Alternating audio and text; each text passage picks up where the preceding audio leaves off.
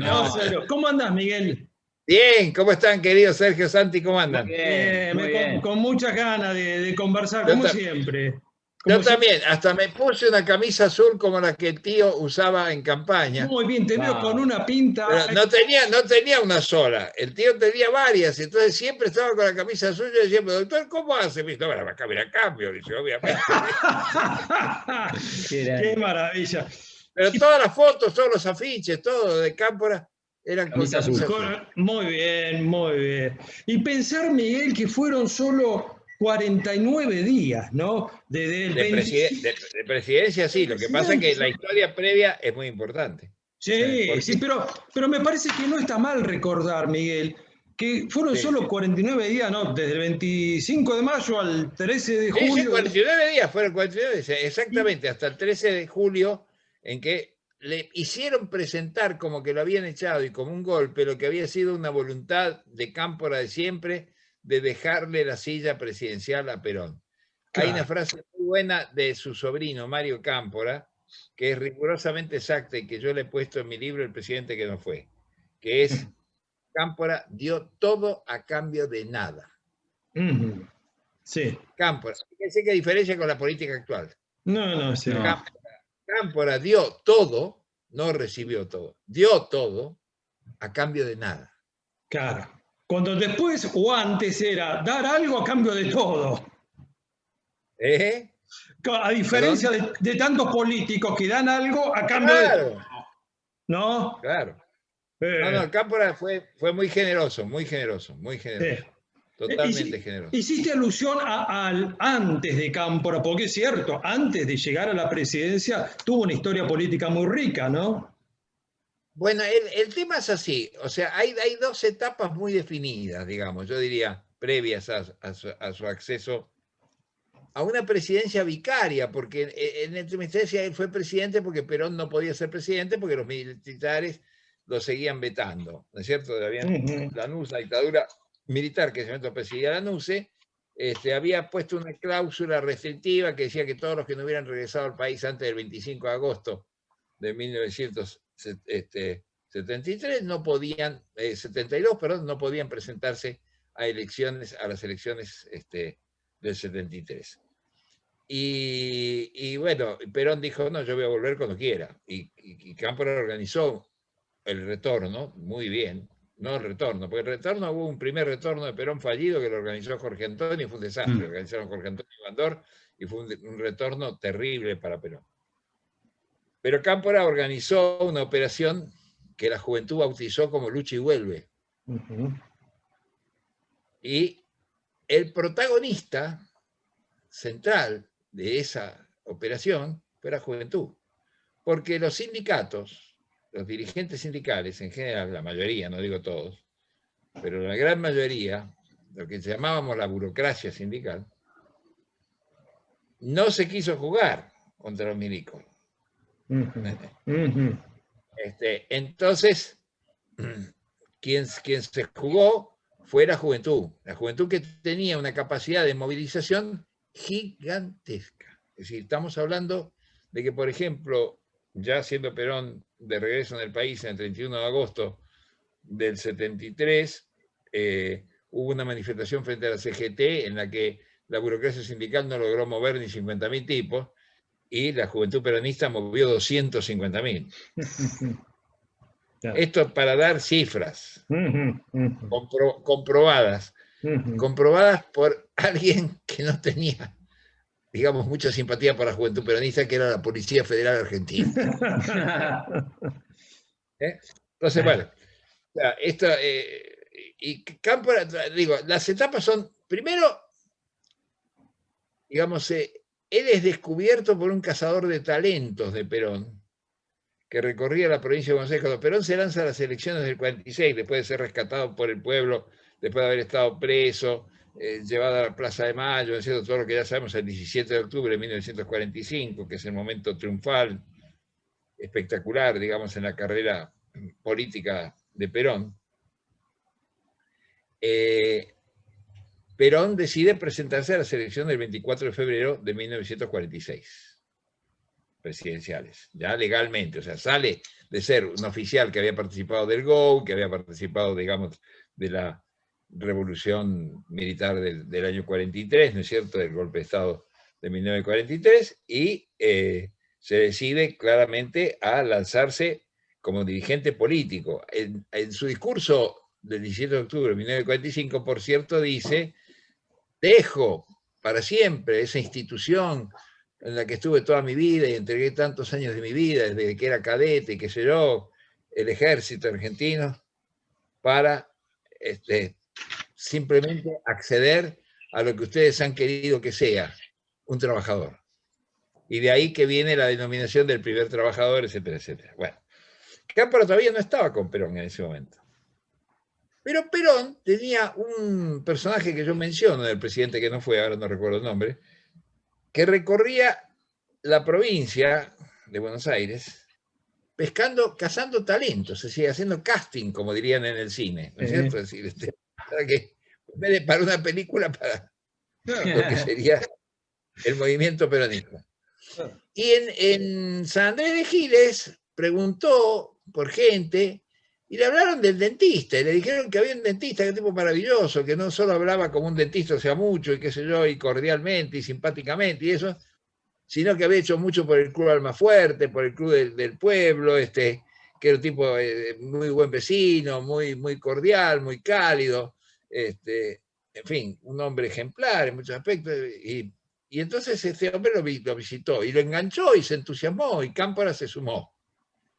Ingresó, ya, orgánicamente, luego conoció a Perón, tuvo la suerte, digamos, de ese momento de conocerlo a Juan Perón, nada menos. Perón lo candidateó, le propuso ser candidato a diputado. Y entonces entró a la Cámara como diputado nacional por el Partido Laborista. Importante. Que era la mejor opción, porque el peronismo era, como siempre, una coalición con distintas posiciones, ¿no? Más de derecha, más de izquierda, en fin, esas cosas. Por cierto, nadie se logra explicar por qué critiqué al Papa por haber saludado a Isabel anteayer.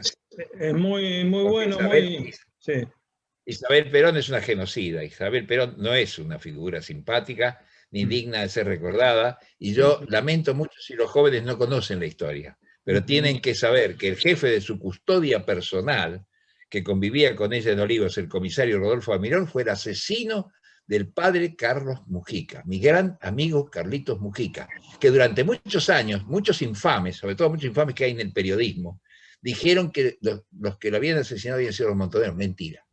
Me consta que fue asesinado por la AAA, y ya hay varias causas judiciales que indican, y hay un testigo, ¿no es cierto?, que fue además ametrallado conjuntamente con Mujica y recibió algunos balazos, que declaró concretamente. O sea que se sabe ya de manera, ya en sede judicial se sabe que la AAA, ahora, qué casualidad que el jefe, que ametralla a Carlitos Mujica, fuera el comisario Rodolfo Almirón, policía corrupto, echado de la policía por corrupto antes, y que es un ladrón, un asesino, un chantajista, un secuestrador, un torturador, un asesino, ¿no? Y es que ese asesino sea nombrado jefe de la custodia de Isabel Perón. Y conviviera con ella mientras se producían los crímenes de la AAA, entre ellos el más terrible, inicial, famoso, el de Carlitos Mujica, el padre Carlos Mujica, el sacerdote Carlos Mujica, el tipo estuviera como jefe de la custodia. En una conversación que yo tuve con el padre Hernán Benítez, sacerdote jesuita, igual que Bergoglio, igual que Francisco. También Carlitos Mujica era profesor de El Salvador. Claro. O sea, estamos hablando de jesuitas, ¿eh?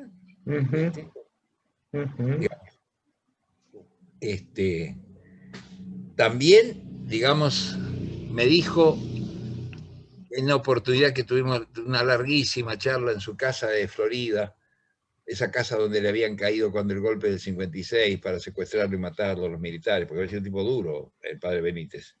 Había sido el confesor de Evita. Ese tipo al cual, el sacerdote al cual Perón lo llama, pues dice, mi esposa se está muriendo, tiene un cáncer, y yo quiero, padre, que usted le ayude a bien morir. Entonces es el hombre que convivía con Evita en todas esas tardes terribles de agonía, de la agonía del cáncer de Eva Perón. O sea que, digamos, es una figura liminar del peronismo. Incluso esto le significó sanciones por parte de la Compañía de Jesús, lo suspendieron a Divinis, no podía celebrar misa. Bueno, en esa charla que tuvimos, que es una charla maravillosa, y yo lamentablemente, por pudor, par delicatesse perdí ma vida, decía Verlaine, Claro. el poeta francés, y por delicadeza yo perdí mi vida. Por delicadeza no le dije al padre Benítez de grabarlo, y cometí un error, bueno, porque todo esto quedó en este coco.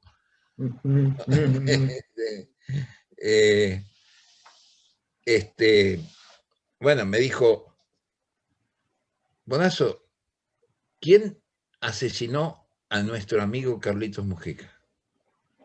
Y le dije la AAA. Me dijo, sí, eso ya sé. Y ya se sabe. Y me dijo algo muy importante, que tiene que ver con este llamado de Papa Francisco a Isabel. Me dijo, la iglesia ya lo sabe. Ajá. Mira. Ese claro. Es un textual que recuerdo muy bien. La iglesia ya lo sabe. Sí. Me dijo, no, pero yo le estoy preguntando a usted, ¿quién apretó el gatillo? O sea, ¿quién disparó? ¿Quién lo ametralló a Carlitos? Concretamente, ¿se sabe? Le digo, sí, se sabe. Sabemos por trascendidos. Obviamente la prensa, la gran prensa comercial no lo daba. Sí, fue el comisario retirado, expulsado más bien de la policía por chorro, por ladrón, por asesino, por torturador, por canalla, por basura. Murió hace poco acá, Rodolfo Almirón. Y me dijo, ¿y qué es? ¿Y qué era Almirón? Y le digo, jefe de la custodia de Isabel Perón. Me dijo, ¿y usted no cree en el carácter transitivo? No. Bueno, claro. Digo esto porque es una salvedad que se vinculan todos estos personajes, porque estos fueron enemigos. Como fue enemiga de Cámpora Isabel Perón, que odiaba a Cámpora, y odiaba a la mujer de Cámpora, porque cuando Cámpora es elegido presidente en lugar de Perón, en Roma, lo comentaba sus celos abiertamente, y decía, ahí tendría que estar yo, en este lugar, y el general tendría que ser recibido por el Papa, y no Cámpora. O sea, lo habían puesto a Cámpora y después le dolía que Cámpora estuviera. Bueno, a ver, volvemos a Cámpora. Sí. Cámpora, perdón por irme por las ramas como de costumbre. No, pero está muy bien porque son protagonistas de la historia y contemporáneos entre ellos, por supuesto, entonces vale la pena. Bueno, y yo creo que además tiene que ver con el presente, porque ese pasado no es un pasado muerto, como puede creer alguien que está en Anaquel, sino que está vivo. Isabel ha cumplido 90 años, está viva. Sí. Está viva y por eso recibió el llamado del Papa. Claro. Llamado que yo he repudiado en mi Facebook, considerando que es un agravio a la memoria de Carlos Mujica. Que era sacerdote, que era jesuita, que era un cristiano de verdad y que era un cristiano, un católico que estaba a favor de la opción por los pobres, como enseñaba Medellín y como enseñaba, en cierto, Puebla, y como el Concilio Vaticano II. Sí. Bueno, Cámpora, después de ser reclutado y ser elegido de candidato a diputado, asciende porque se convierte en uno de los hombres del entourage de Evita. Es decir, Evita tenía algunos favoritos, algunos personajes que ella cultivaba porque los veía. Ella decía que había muchos gorilas dentro del peronismo. Siempre. Interesante frase de Evita. Claro. Y entonces ella pensaba que Perón debía rodearse de los mejores y que debía generarse toda una estructura en el Parlamento que, entre otras cosas, posibilitara la reforma constitucional de la reelección de Perón en las elecciones del 51. ¿No? Son datos bastante precisos. Y entonces Cámpora asciende dentro de eso. Y cuando entran en un conflicto con Guardo, que era el anterior presidente de la Cámara de Diputados, Cámpora reemplaza a Guardo y va a la presidencia de la Cámara de Diputados. Presidencia que ejercerá durante 5 años consecutivos. Es muy importante. Con enorme lealtad. Cámpora era un hombre sencillo. Una vez le dije al Bebe Riga, Esteban Riga, el que fue procurador, ¿no? Digo, Bebe, que fue ministro del Interior de Cámpora y era muy amigo de su hijo, de Héctor Cámpora Chico. Le digo, ¿cómo era Cámpora? Me dice, mirá, vos que lo conociste mejor que yo todavía, pues yo lo conocí bien, pero vos lo conociste mucho antes, desde chico. Y me dijo, mirá, no leía Sartre, pero conocía como nadie la segunda sección electoral de la provincia de Buenos Aires. Era un político profesional, claro, que se tomaba muy en serio eso, y un político honesto, un político que no se quedó con un mango. Es más, en esa primera etapa concluye mal porque conspiran contra él y le pasan la presidencia de la Cámara a Antonio Benítez. Lo sacan a Cámpora, después de 5 años consecutivos de ser presidente de la Cámara. Y algunos dejan trascender en el de los enemigos. Cámpora tenía un enemigo muy poderoso que era el almirante Tecer, que era un perverso. Y el segundo de Tecer, que era Román Subiza.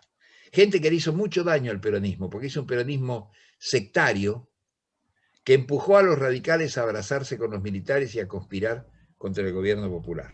Claro. ¿Por qué? Porque le fueron cerrando las posibilidades a los radicales. Incluso hicieron una reforma de los distritos electorales, cuestión de que casi prácticamente la representación radical quedó enormemente reducida en el Congreso. Y entonces, al nulificarse, los radicales fueron a golpear a la puerta de los cuarteles, vieja costumbre argentina, ¿no? Cuando no te funciona la cosa políticamente, vas y golpeas a los milicos, a que te den una mano a los milicos. Bueno, entonces, cuando los enemigos que tenía Cámpora lanzan que él era un chorro, un bandido,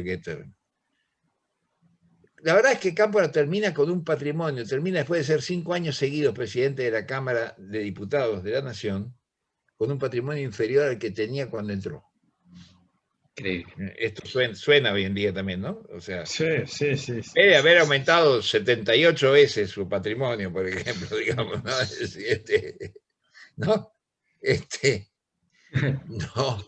No estoy pensando en nadie en particular. No.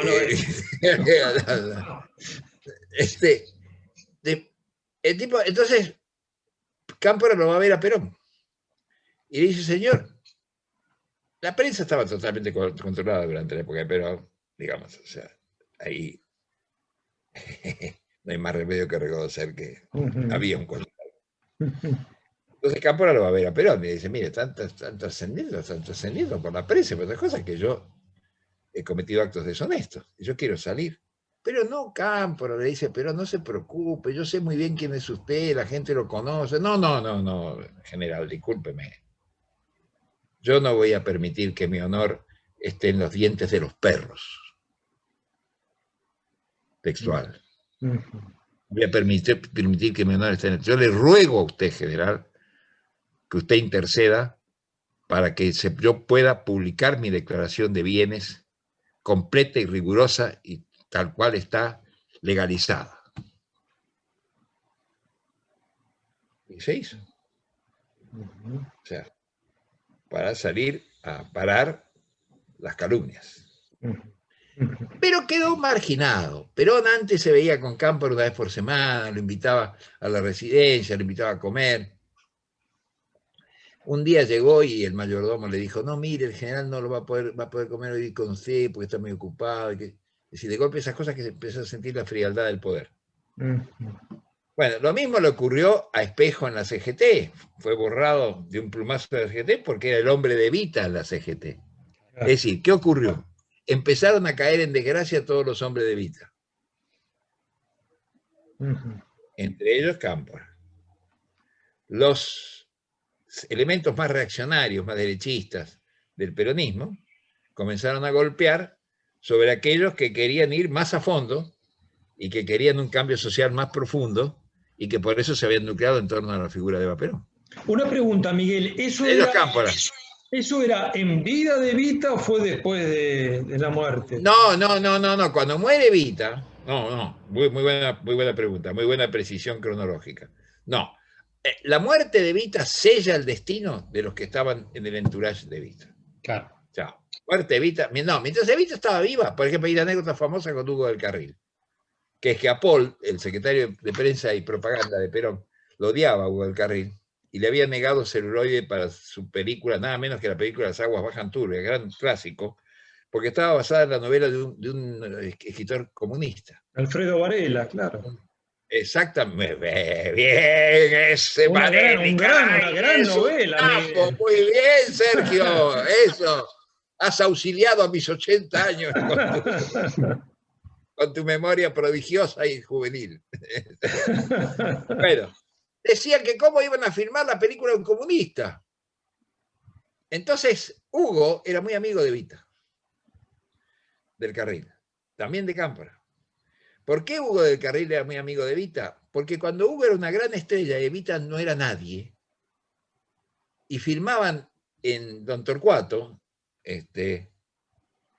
Hugo la traía a la capital en su coche, Sport, siempre, no con mala intención, no con de gaucho, de compañero de trabajo, la traía Evita a la capital.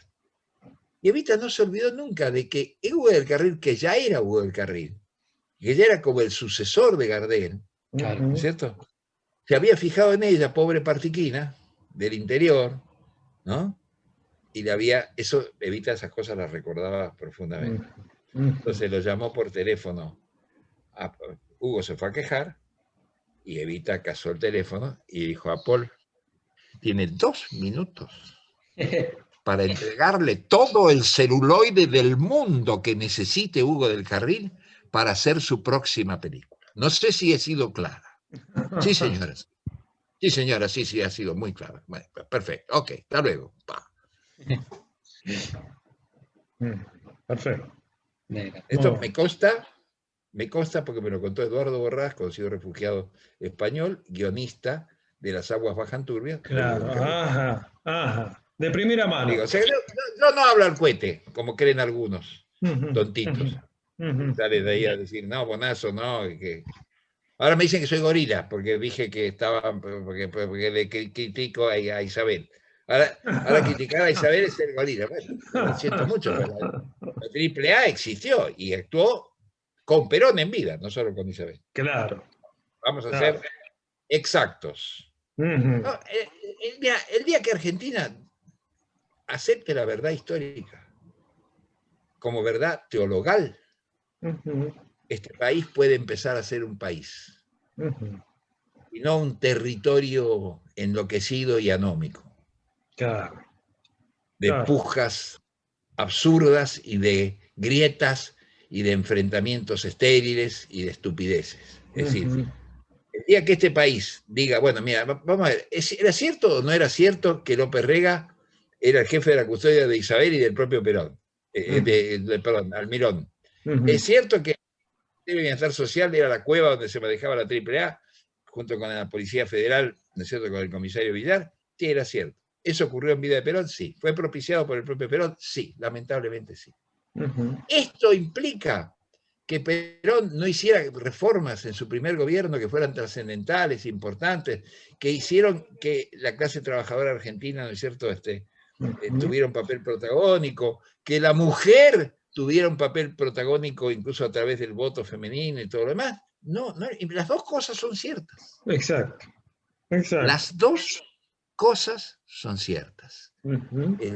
El ángel y el demonio en la misma figura. Dos cosas son ciertas. Yo no voy a divinizar a alguien por compromiso político. Decir, no, como yo pertenezco a esa tribu, entonces todo lo que hizo Perón está bien. Claro, no. O como soy gorila, como dirían algunos, entonces todo lo que hizo Perón está mal. No. Seguro. Entonces, bueno, ver la riqueza de la condición humana, además. Exactamente. Entonces, bueno, Cámpora, por supuesto, pagó caro haber estado junto a Perón en una posición tan importante cuando vino la llamada Revolución Libertadora, esa revolución gorila en serio, sí, asesina y fusiladora. Obviamente lo pagó, lo mandaron al sur, fue preso y se produjo la famosa fuga que yo cuento de Río Gallegos con Jorge Antonio, con John William Cook. Por cierto, Cook, que fue el primer delegado de Perón. Perón tuvo 2 delegados extraordinarios. Los mejores fueron John William Cook, el primero, y Héctor José Cámpora, el último. porque después se hizo cargo él. O sea, los dos delegados que tuvo en la Argentina, el uno, después en el medio hubo de todo, y bastante malo también. Pero el primero fue muy bueno, y el último también. Cook era un verdadero revolucionario, y Cámpora no era un revolucionario, pero yo les diría, querido Sergio y Santi, que era un demócrata de verdad en el movimiento peronista. Que implicaba una cierta contradicción, porque al ser un movimiento verticalista, con un jefe, que encima de todo era un general de la nación, ¿no? Que tenía esas características verticales y demás, tenía sus contradicciones, que bueno, las que se vieron. Pero él era un tipo que, por eso él se enfrenta con su vice y se enfrenta con Tesser, porque él no quería que se modificara lo de el distrito, la capital federal, ¿no es cierto? Toda la estructura eleccionaria, claro, que dejaba fuera en algunos, digamos, que reducía el caudal de representación que podían tener la Unión Cívica Radical. Porque era un tipo democrático, es decir, que tenía buen talante democrático y discutía con la gente de la oposición bien. Bien. No era montonero, como decían algunos, ni era el dentista tonto de San Andrés de Giles, como lo quisieron pintar otros. Toda una prensa lo quiso pintar como un tipo cursi, obsecuente, que se tiraba a los pies de Vita, que se tiraba a los pies de Perón. Ya la anécdota que yo les acabo de contar de sus bienes personales demuestra que el tipo era firme. O sea, fue y le dijo, pero no basta que hagamos un dementido así al pasado, o que esto nadie lo crea. Yo quiero probar que soy honesto. Porque él sabía, además, que una de sus virtudes cardinales era la honestidad. Por eso se llevaba mal con Jorge Antonio también. Porque lo veía como corrupto. Porque Cámpora no le gustaba la mixtura sucia entre política y negocios. Claro. Algo muy habitual, ¿no?, en la política argentina. Algo bastante habitual, ¿no? Bueno, volvemos al presente, a ver. Uh-huh. No quería que hubiera empresarios políticos ni políticos empresarios. Por eso, curiosamente, se llevó mal con un hombre que, sin embargo, tenía una intención buena, que era Helbar. Simplemente porque Helbar era el presidente de la Confederación General Económica y era empresario. Entonces Cámpora no se llevó bien con Helbar. Tuvieron roces. Helbar estuvo en el gabinete de Cámpora cuando... Bueno, entonces, total. Esta primera etapa queda clara. Lo borran cuando Evita... Y va a la cárcel, se evaden de la cárcel, van a Chile, y recién puede regresar a la Argentina cuando vuelve el gobierno civil, viene la presidencia de Arturo Frondizi. Entonces ahí regresa a la Argentina. Y entonces se hace una carrera muy quieta, muy calmada, muy burocrática dentro del Partido Justicialista, ¿viste? Pero no hace una cosa muy interesante también. El otro día vi, no me acuerdo en cuál de estos pasquines que se hacen, se llaman medios hegemónicos, que decían que por primera vez se supo que Perón y Ava Gardner habían tenido un conflicto. No, por primera vez no, yo lo conté en El presidente que no fue en 1987. Sí. Tenían un problema Perón y Ava Gardner porque eran vecinos, y parece que doña Ava hacía unas fiestas fenomenales que duraban como hasta las 7 de la mañana, no lo dejaba dormir al viejo, pero se quejó. Entonces, lo que sí hacía Cámpora, y por eso me enteré lo de Ava Gardner hace mucho tiempo y lo publiqué hace mucho tiempo, era visitar a Perón. Cuando a Perón no lo veía ni el loro. Detalle importante. Perón tuvo una época de oscurecimiento, de estar muy solitario en Puerta de Hierro, de que nadie le diera bola, de que el oportunismo, ¿no es cierto?, primara y la prudencia primaran por encima de la identidad, y muchos jefes peronistas se abrieron. Por eso nace el neoperonismo, el famoso neoperonismo. ¿Qué era el neoperonismo? Peronismo sin Perón. Sin Perón. Ellos lo decían, peronismo sin Perón. ¿Qué es el bandorismo? Bandor, Unión Obrera Metalúrgica. Y querían hacer lo mismo, peronismo sin Perón. Por eso Perón le anticipó a Bandor que iba a ser ejecutado. Le dijo, a usted si no lo mata la CIA, lo van a matar los otros. O sea, como diciendo, lo van a matar los de este lado. Bueno, le ocurrió.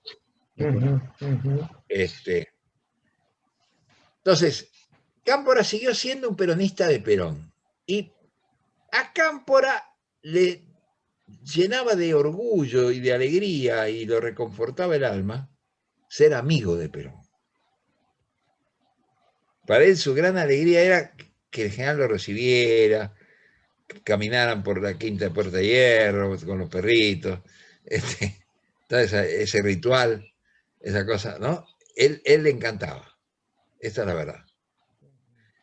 Y hacía una política la que podía, se tuvo la modestia de presentarse de candidato a concejal en San Andrés de Giles, en San Andrés de Giles, bien digo.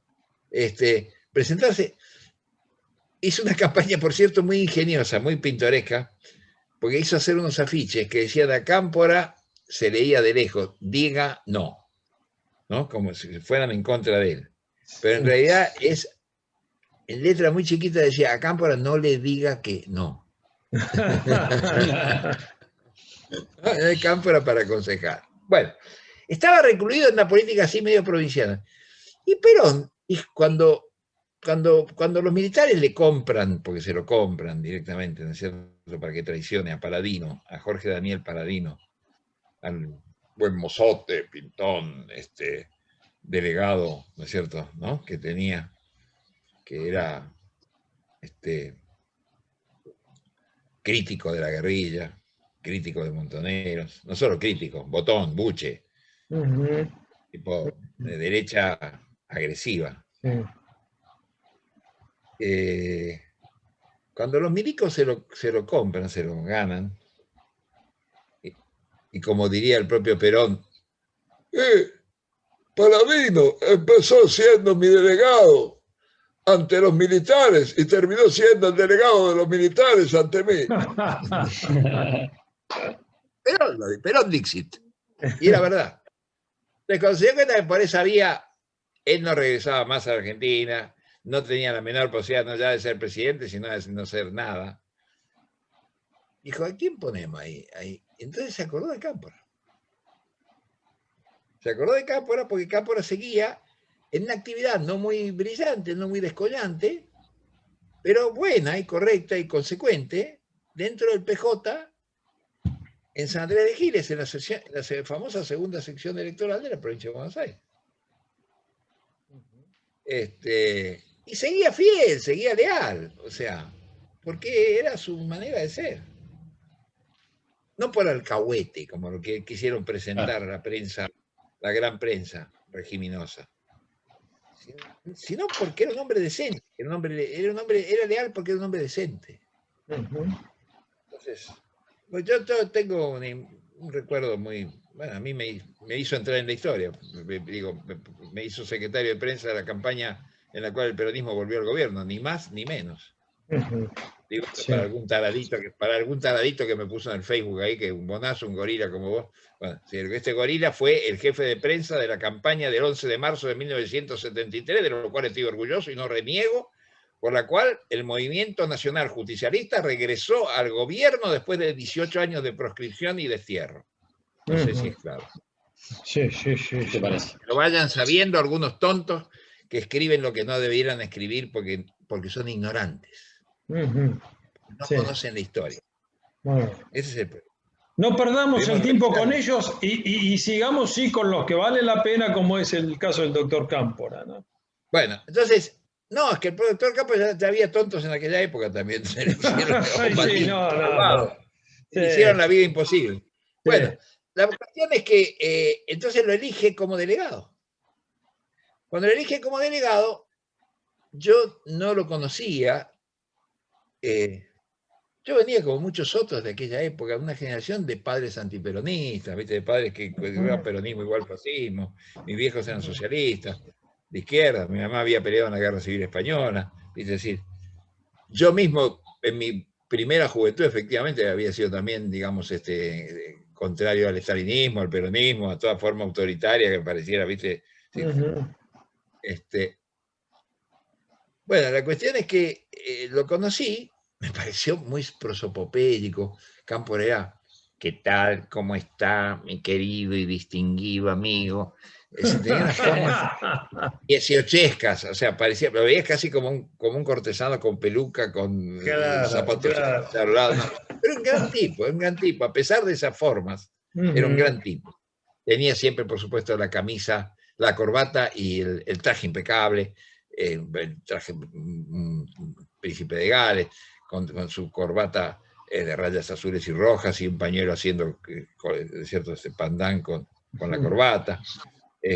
Tenía como secretario a su hijo, a Héctor Pedro, gran amigo mío, al cual, digamos, construimos una amistad extraordinaria, que estuvo exiliado en México, por cierto, estuvo en la embajada con su papá y todo lo demás. Digo, Ujú. eso lo cuenta el presidente que no fue. Ujú. Entonces, lo fuimos a ver yo integraba la agrupación peronista 26 de enero, era una agrupación político-sindical que actuaba en el gremio de prensa. O sea, teníamos delegados en Opinión y en otros periódicos. Yo en ese momento era delegado gremial de la Opinión. Ujú. Yo escribía en la Opinión, pero era delegado gremial además. Y aunque yo no cubría en ese momento peronismo, por supuesto, en cuanto llegó Cámpora empecé a cubrir peronismo, empecé a tener información muy buena, incluso que me proporcionaba el propio Cámpora. Para demostrar que no era un idiota, voy a contar una anécdota que he escrito de algún lado, que es que en un momento determinado, él me tomó mucha simpatía, tardó bastante en aprender mi apellido, no sé por qué, a veces me decía, ¿cómo le va, querido compañero Bonarazo? O ¿cómo le va, querido? ¿Cómo le va, Bozano? ¿Cómo anda? En general, si estaba de buen humor y bien conmigo, me decía Bonarazo. Si estaba mal, más secamente, Bozano. ¿Cómo anda, Bozano? Muy bien, muy bien. Y Tardó. Bonazo prácticamente nunca. No, nunca. Después pasó directamente a decirme Miguel, sí, con cariño. Ah, Querido compañero Miguel. Nunca lo tuteé yo, pero él tampoco. No era de tutear, pero sí de decirme Miguel. ¿Cómo está Miguel? ¿Cómo le va? ¿Qué pasa? Bueno, para demostrar que no era un tonto, cuento esta anécdota. Me llama un día, después de que lo visitamos con los compañeros del 26 de enero, y yo empecé a cubrir Avenida de la Plata, que era la sede del justicialismo. Un día me dice, yo escribía en La Opinión, y La Opinión era un diario que tenía mucho peso, digamos, en la dirigencia argentina. No era un diario de masas, era un diario de élite. Pero un diario de élite que pesaba mucho, tiraba como 80.000 ejemplares, pero esos 80.000 ejemplares iban a los principales dirigentes políticos, económicos, empresariales, sindicales, etcétera, de la República Argentina. Entonces pesaba. Y me dice, ¿qué le parece si le proponemos al señor Timerman, director y fundador de la Opinión, gran periodista, terrible personaje, por el cual algo escrito, si le proponemos que usted cubra peronismo y cubra Avenida La Plata, o sea, que cubra de manera permanente y cotidiana acá? Y le digo, yo no sé si va a querer, porque él tiene vínculos con Sajón, que es el secretario de prensa de Lanuse, y el diario, yo sabía que Lanuse ponía mucha guita en el diario, a través de Ángel Taboada y toda la mafia de la distribución, ¿no es cierto?, que había estado por ahogar a La Opinión, pero que después, cuando La Opinión se volcó hacia el lanucismo, le pusieron publicidad oficial, etc. Y curiosamente hicimos una cena en el Plaza Hotel, en un reservado, en la que estuvo Pasquini Durán, en la que estuvo, creo que Luisito Guagnini, por parte del diario, yo, naturalmente, don Héctor, el hijo de don Héctor. Y entonces Timerman le dijo con aquel cinismo que tenía su puro a los postres, doctor Cámpora, ¿por qué no nos cuenta cuáles son los planes verdaderos y no lo que usted pone en los comunicados? ¿Qué van a hacer?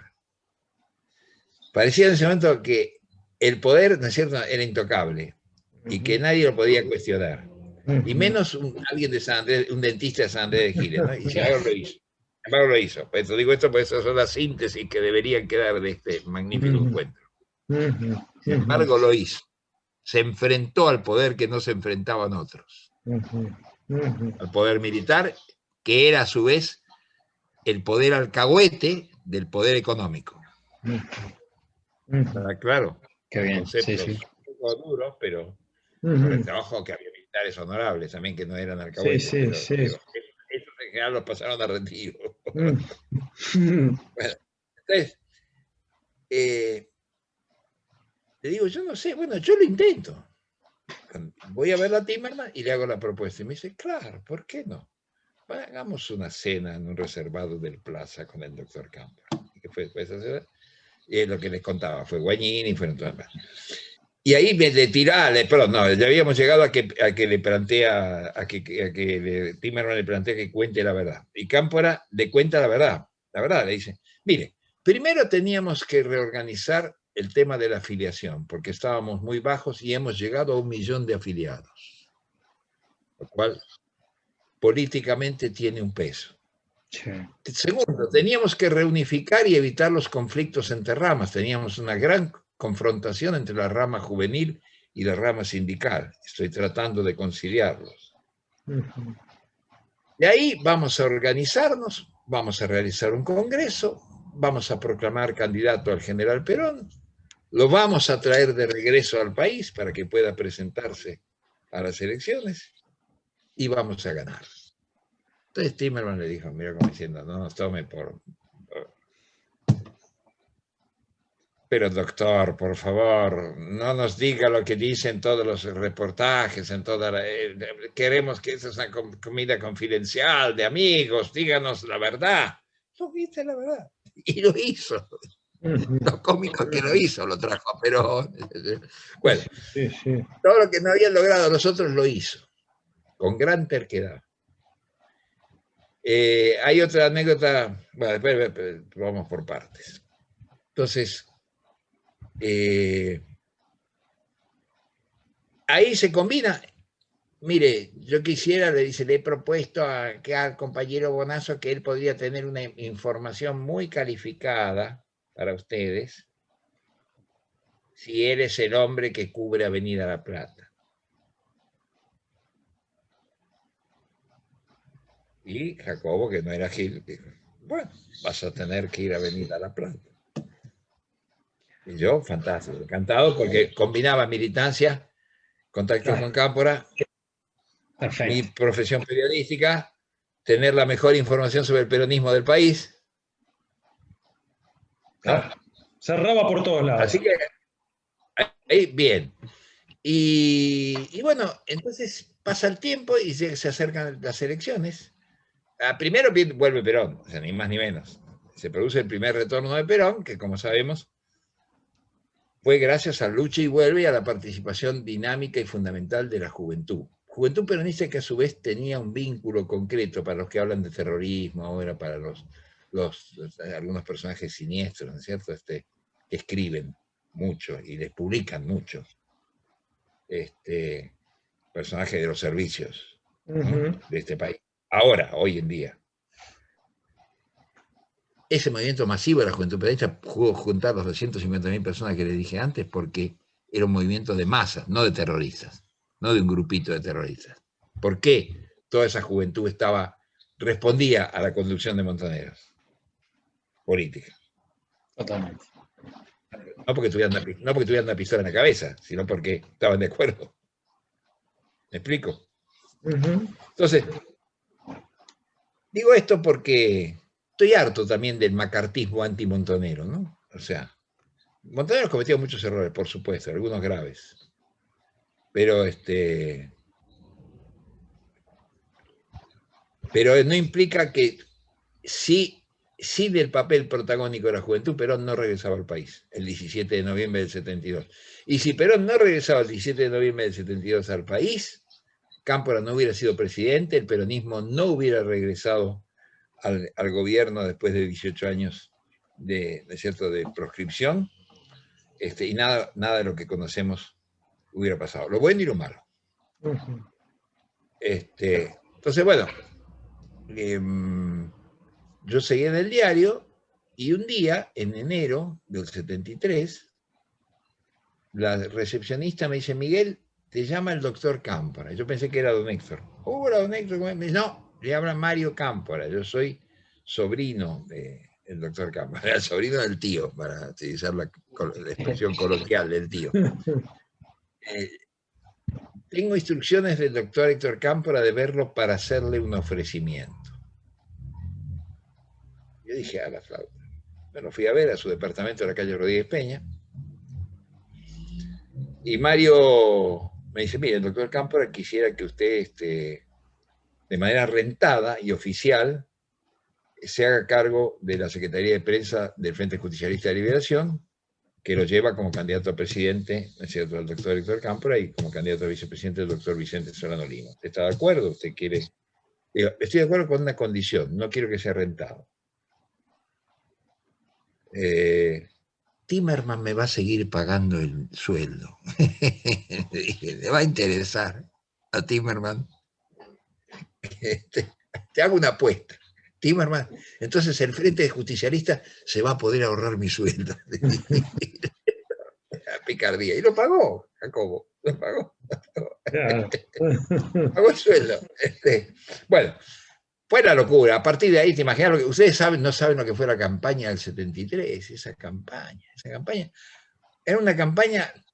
Nuestro antagonista era Ricardo Balbín, pero era antagonista político, pero detrás estaba el general Lanusse, y estaba la dictadura, y estaba el brigadier Ezequiel Martínez, que era el candidato joven, como le decían, y todo demás. O sea, claro, teníamos todo, y estaba la embajada de Estados Unidos, y estaba la sociedad rural, y estaba toda la derecha, y estaba toda la derecha económica, toda la derecha política, es decir, todos en contra, ¿no es cierto?, de que el peronismo no pisara ni por broma la alfombra roja, ¿no?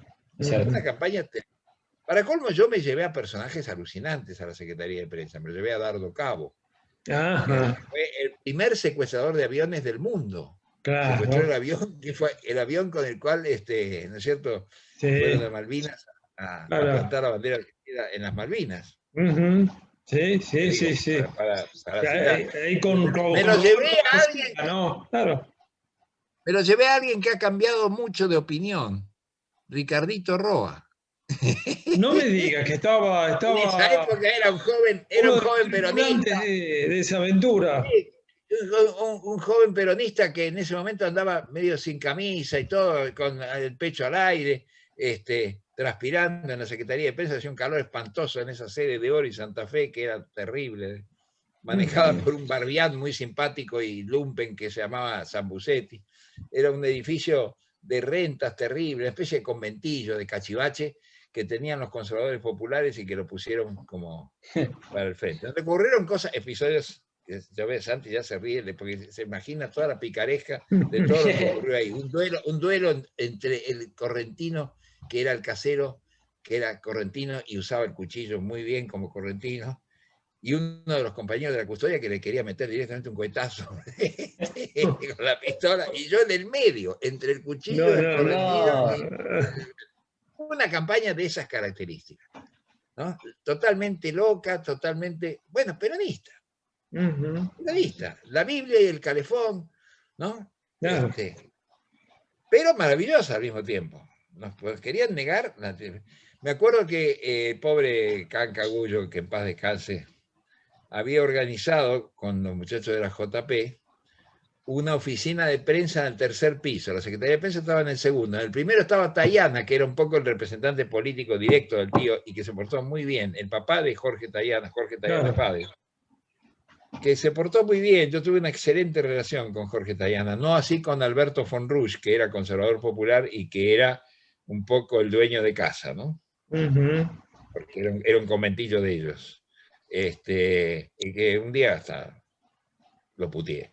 O sea, tuvimos una relación muy dura, muy áspera. ¿Cómo ves? En fin, no me gustan los conservadores, qué sé yo.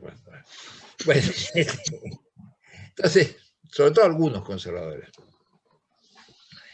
La cuestión es que con Tayana, en cambio, me llevé espléndidamente bien, a pesar de que era un hombre era todo lo contrario de mí.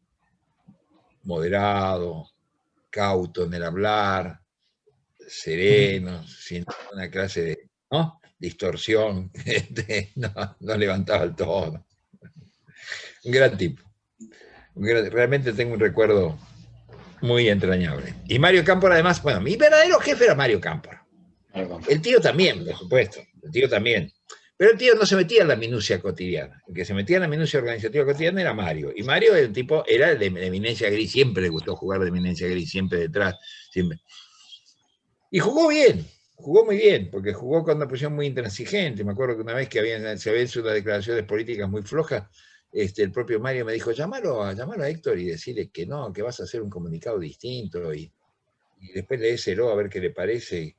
Y lo llamé y le dije, mire, doctor, estuvimos hablando con Mario, nos parece medio flojón. Y como él le tenía mucho respeto a Mario, eso me dijo, bueno, ¿por qué no lo redacta de nuevo, Miguel? Ya era Miguel, no, compañero Bozano ni Bonara. Lo hice, se lo leí, de acuerdo, délo a publicidad. Bueno, era más con un cañonazo contra la dictadura.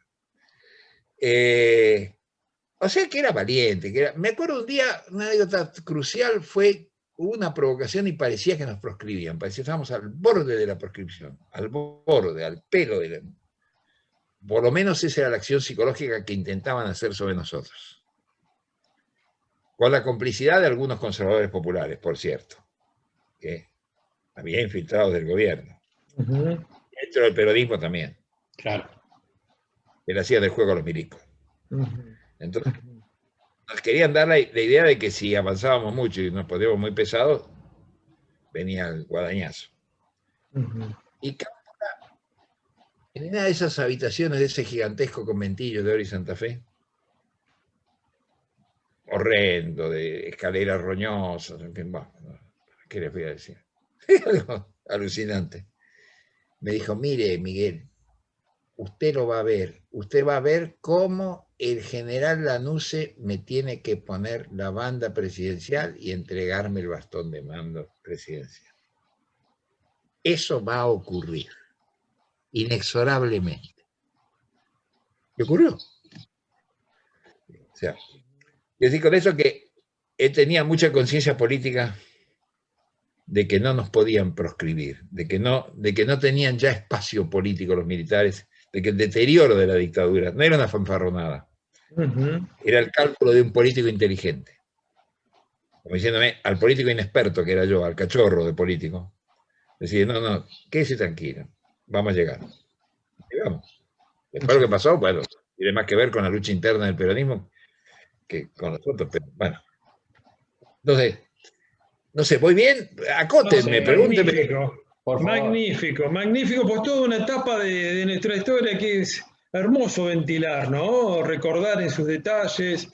Creo, querido Sergio, que además de todo es justo hacia quienes ya no están, no se pueden defender y dieron mucho de su vida por tratar de que hubiera una patria libre, justa y soberana, ¿no es cierto? Como dicen las tres verdades del justicialismo.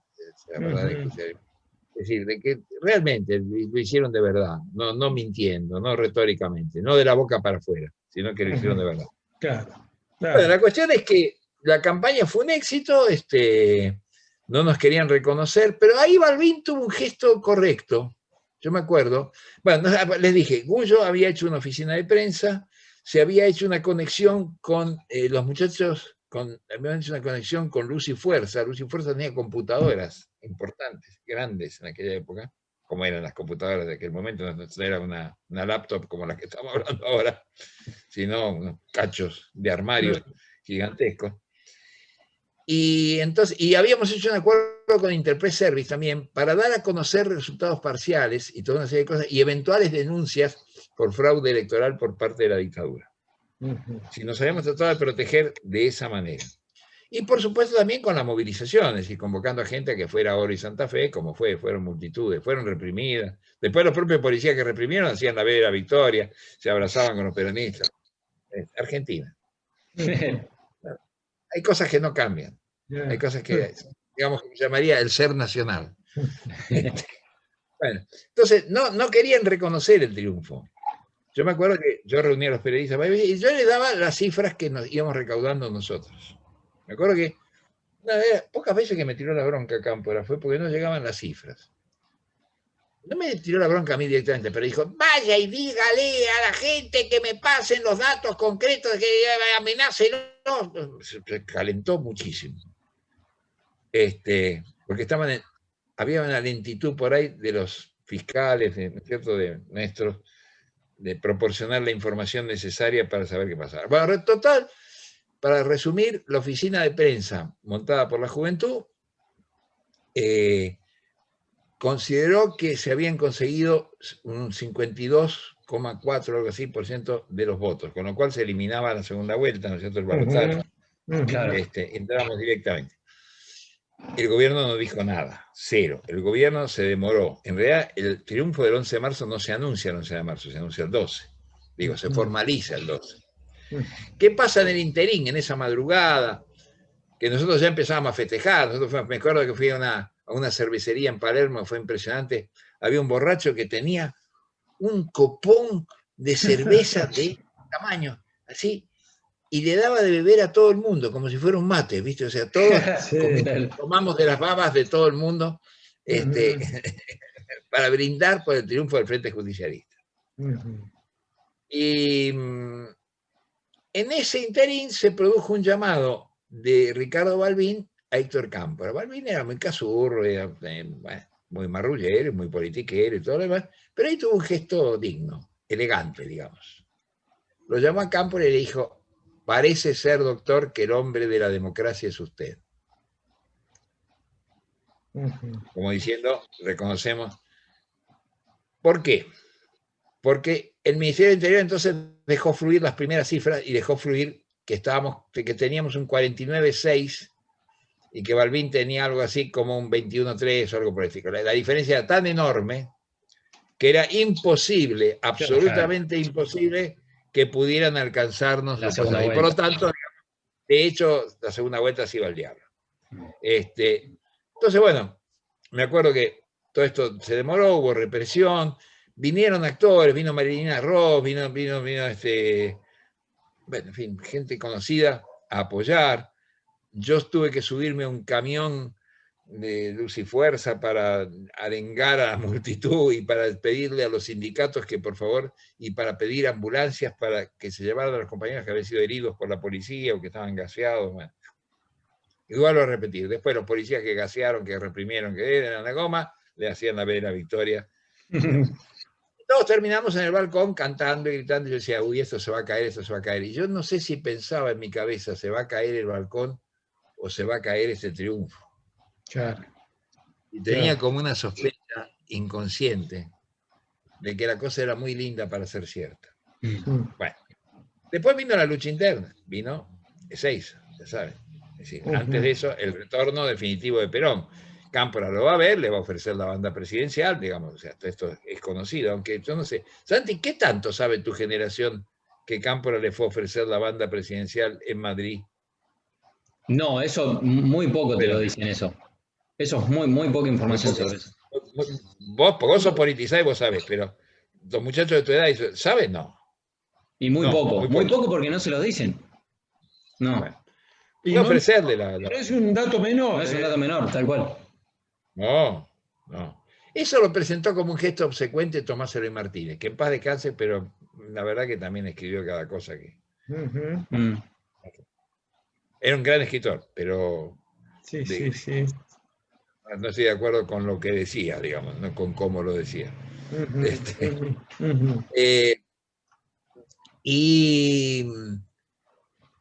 Empezó una campaña brutal de Isabel en contra de Cámpora. Hubo un episodio terrible que fue cuando la visita al Papa. En los meses, digamos, o sea, hay solo una segunda vuelta en la capital federal y en algún otro distrito como Santiago del Estero, porque ahí sí no se alcanzó el 45% ni el 50%. Y en la capital federal, por culpa de una decisión mala de mi querido amigo Juan Manuel Abal Medina, que lo puso Marcelo Sánchez Orozco como candidato a senador, lo cual hizo la carrera política de Fernando de la Rúa, porque los radicales pusieron a Fernando de la Rúa como candidato y ganó Chupete de la Rúa, que era muy joven, y ahí comenzó la carrera hacia la presidencia de Chupete de la Rúa, gracias a Sánchez Orondo, que aterró al electorado judío. Tenía una fama de nazi tan grande que Villa Crespo, la Paternal. Nadie lo votó. ¿Quién lo va a votar? El 11, toda una serie de distritos muy importantes de la capital federal, por supuesto, votaron a favor de Fernando de la Rúa. Sí, claro, porque imaginaban un pogrom ahí inmediato. Exactamente, exactamente. Entonces, bueno, en esos meses empieza una campaña contra Cámpora, oscura, perniciosa, del brujo, de Isabel, que querían obviamente quedarse con el poder. Sabían que Perón estaba mal, cosa que se había ocultado. Otro dato muy importante que yo conté en El presidente que no fue. Que por cierto, Planeta, en vez de quemar los libros que le quedan, que no vendió, debería hacerlo circular, el presidente que no fue. ¿No? Que lo lea. Ahí empezó toda una campaña muy oscura, con insidias, como el brujo había hecho correr la versión, fíjense qué infamia, de que Héctor Cámpora y Rigge eran amantes, o sea, que eran gay y que eran amantes. En aquella época era escandaloso. Hoy en día vos decís, mi novio, no era cierto, además, pero no importa. Podía haberlo sido y a mí ni me asombra, ni me asusta, ni nada. Yo recibía a los compañeros del Frente de Liberación Homosexual en ese momento. Me acuerdo que me criticaron hasta compañeros de izquierda, como Eduardo Duhalde, que luego fue secretario de Derechos Humanos de Kirchner. Claro. Dijo, ¿qué haces, loco? ¿Recibís al Frente Homosexual? ¿Y por qué no? Claro. Si apoyan al Frente Justicialista de Liberación, ¿por qué no lo voy a recibir? Claro, pero los prejuicios en esa época eran feroces. Claro. Eran terribles. Bueno, pero yo me acuerdo del apoyo al Frente de Liberación. Lo mismo que los pobres trotskistas posadistas, que los pibes de la Guardia no los dejaban entrar, casi los cagan a patadas, porque eran troscos. Y el único grupo trotskista que estaba con el Frente. Un milagro. Claro. Están equivocando en a quién agredir. Bueno, en fin. Claro. Los prejuicios de siempre. ¿No? Las barbaridades. Miguel, una cosita. Contaste, bueno, obviamente, Isabel, que tenía una mirada condenatoria de Cámpora. López Rega. Codiciosa, digamos. Sí, López Rega con una campaña infame hacia Cámpora. Ahora, ¿y Perón?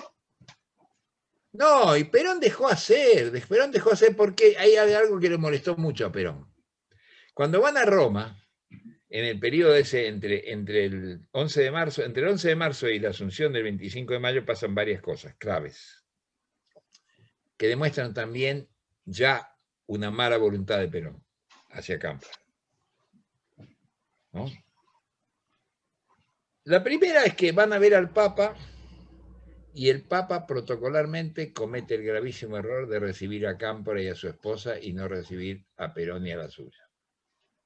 Claro. Eso fue tremendo. Una herida mortal para la vanidad de Perón, claro. Mortal. Fue gravísimo. Después, bueno, con Franco pasa algo parecido, en España. Se dan varias circunstancias por las cuales, digamos, de alguna manera, Isabel le dice, nosotros estamos relegados, nosotros no somos nadie, estos se quieren quedar con el poder. Hablaban mal de Mario, lo veía a Mario como la eminencia gris que se quería quedar con el poder. Entonces el tío fue y le dijo, mire, general, usted ganó, usted me puso a mí, porque esa es la verdad. Perón, cuando vio que no podía ser candidato porque los militares lo proscribían, decidió poner a alguien que los irritara, tal vez con la especulación, ojo, de que los milicos no lo aceptaran y hubiera golpe, dentro del golpe. Con lo cual él se preservaba el movimiento, quedaba como duque, quedaba duro, ¿no? Bueno, los hechos fueron distintos.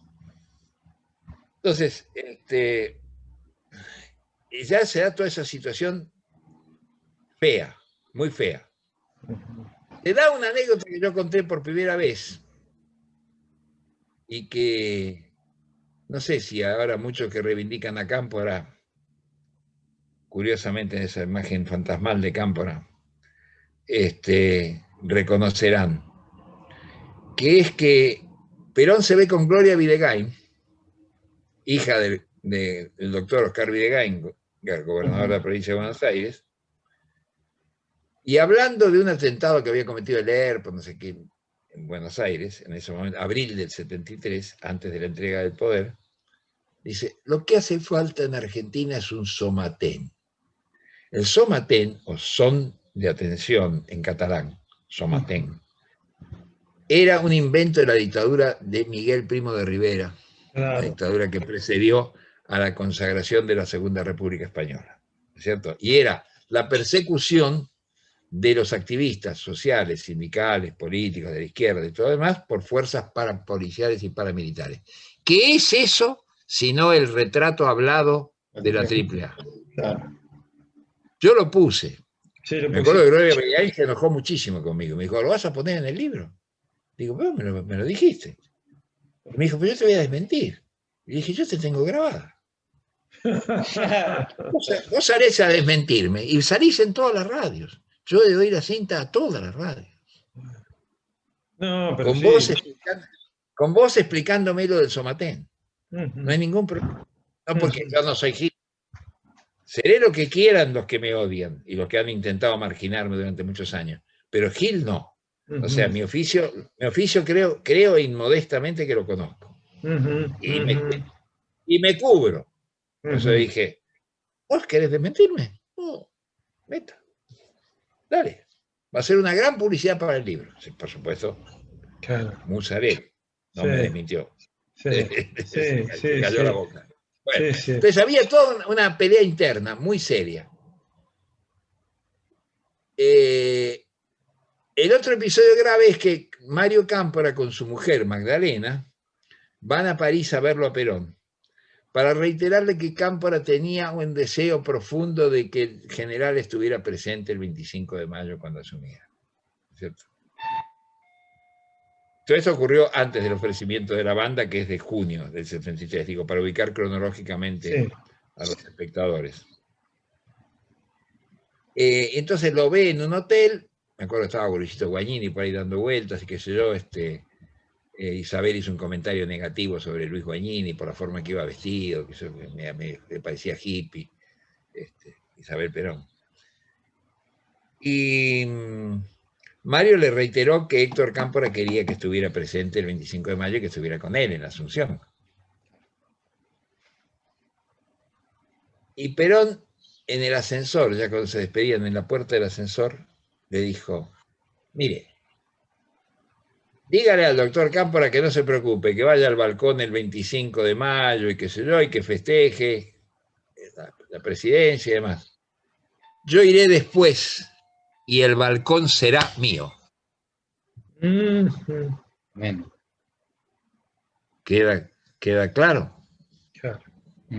Y el balcón será mío. Entonces, Mario, y esto tiene que ver con lo de la banda también, con todo lo demás, regresó a Buenos Aires alarmadísimo y le dijo al tío, mira, tengo la impresión que el general quiere ser presidente. Porque en esa época algunos especulaban con que no, bueno, el general, si bien la consigna de la juventud había sido Cámpora al gobierno, Perón al poder, ¿te acordás?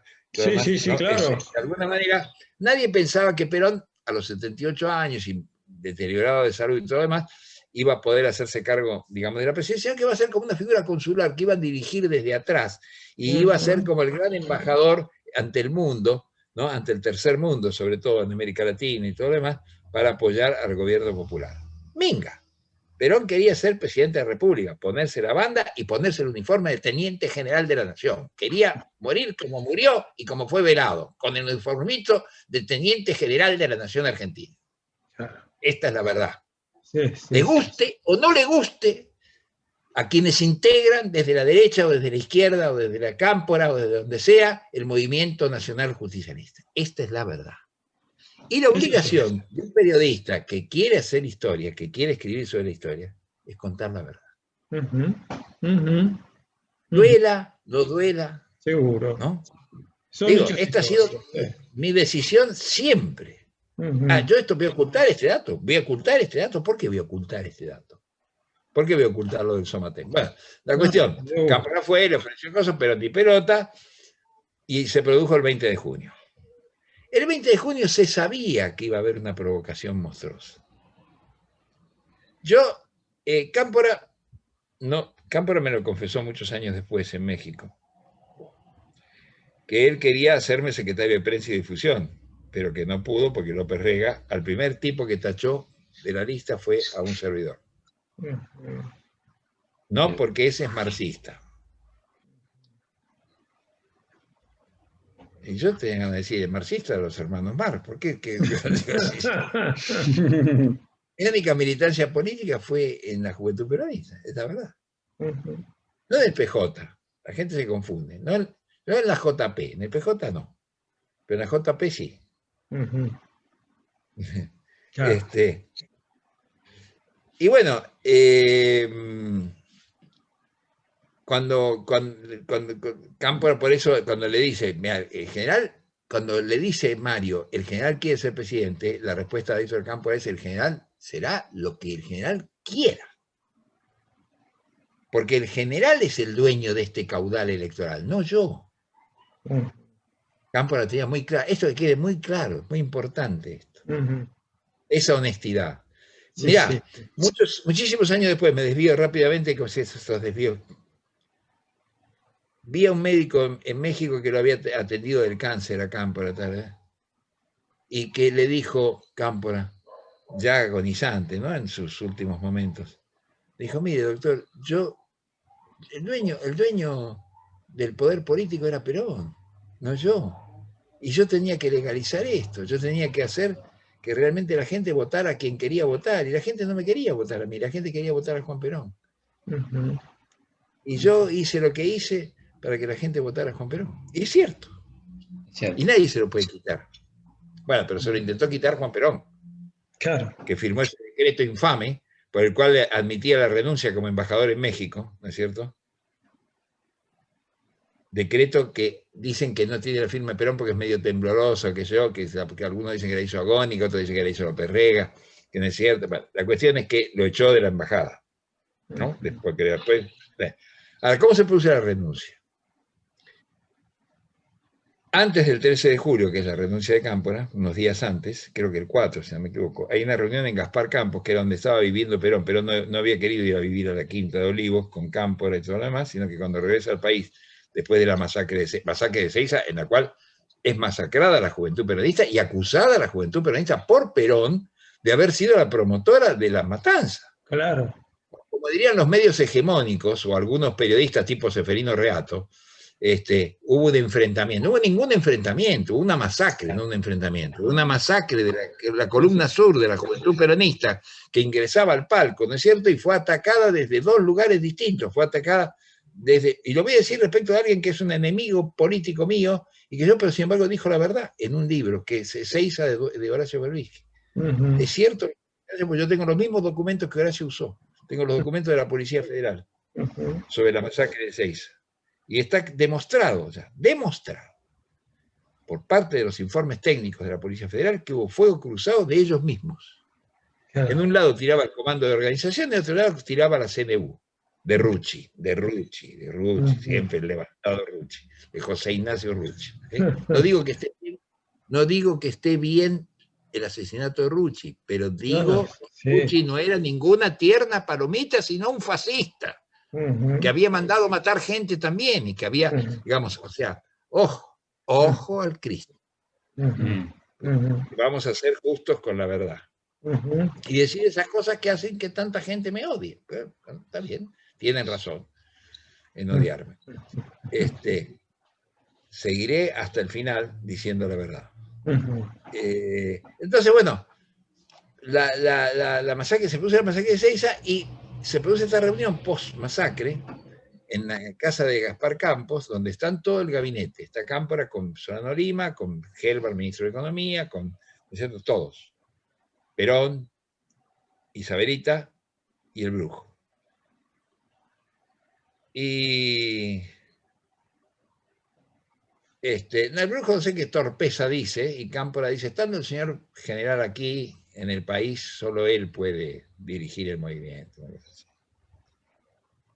y le dice, general, quisiera tener unas palabras con usted a solas. O sea, no delante del brujo, no delante de Isabel, no delante del gabinete. Ustedes suben.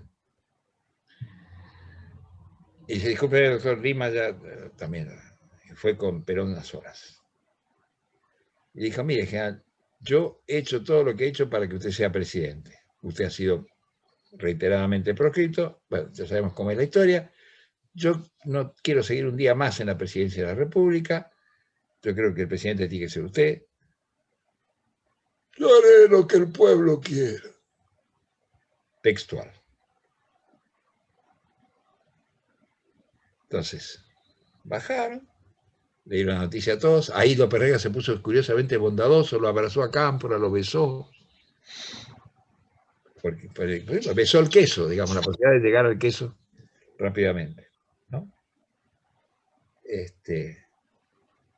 Y bueno, y entonces esto que era un gesto noble y de renunciamiento del propio Cámpora quiso ser presentado por el bandorismo, por la Unión Obrera Metalúrgica, por la gente que respondía, seguía respondiendo a Bandor, la gente de Calabró, sobre todo en la provincia de Buenos Aires, de Victorio Calabró, quería ser presentado, que era vicegobernador y que era miembro de la UOM, importante, quiso ser presentado como un golpe de Estado contra Cámpora. Rucci tuvo una culpa muy grande en eso, hizo girar una serie de colectivos que daban vuelta como si fueran como los extras de Aída en los teatros de provincia, ¿no es cierto? Daban vuelta siempre con gente delante de la casa de Gaspar Campos para hacer ver que iban a pedirle a Perón que fuera presidente. Entonces eso fue para hacer presentar como que a Cámpora lo habían echado.